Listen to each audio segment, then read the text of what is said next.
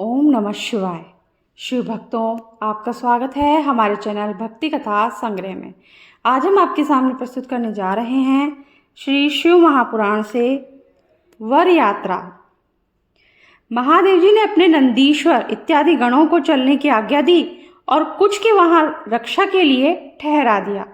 उस समय गणों के स्वामी असंख्य गणों को साथ लेकर चले।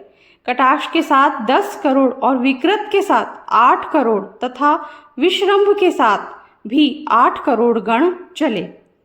विष्णु भगवान अपने वाहन गरुड़ पर चढ़कर बारात के मध्य में चलने लगे। ब्रह्मा जी भी वेद पुराण आदि धारण कर सनक तथा प्रजापतियों के साथ चलने लगे। शिव जी के साथ चंडी देवी उनकी बहन बनक बनकर सिर पर स्वर्ण का कलश लेकर अपने परिवार के साथ चलने लगी। वह भी विलक्षण चरित्र करती हुई सब गणों को आगे करके चलने लगी। भगवान शंकर ने विष्णु जी की सलाह पर नारद जी को हिमाचल के पास भेजा। नारद जी ने हिमाचल के यहाँ पहुंचकर विश्वकर्मा द्वारा निर्मित मंडप को देखा। उसे देखकर नारद जी अपनी सुध-बुध खो बैठे।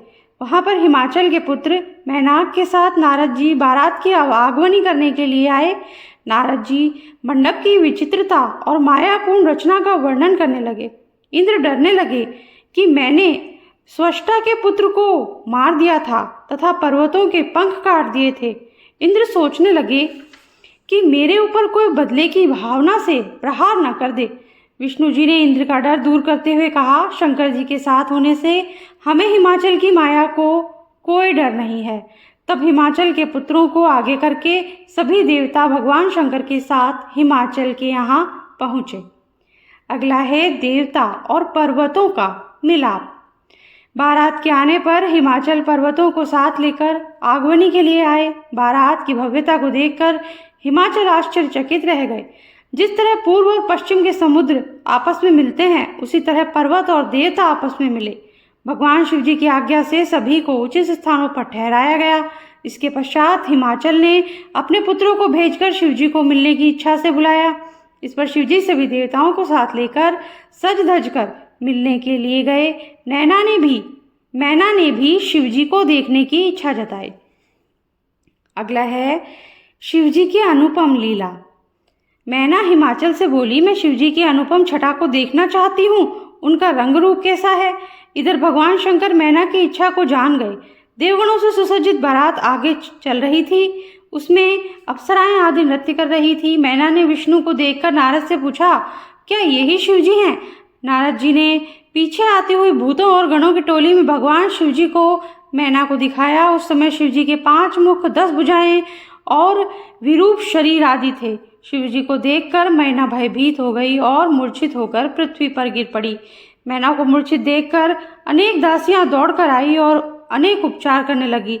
होश आने पर वे रोने लगी और अपने पुत्रों, पुत्रियों, नारद, सप्तऋषि आदि की निंदा करने लगी, क्योंकि उन्होंने ही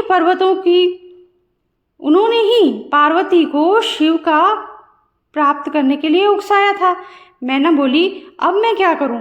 मुझे कौन सा दुखमय फल प्राप्त हुआ है? लोग मुझे क्या कहेंगे कि मैंने किसको कन्या सौंप दी?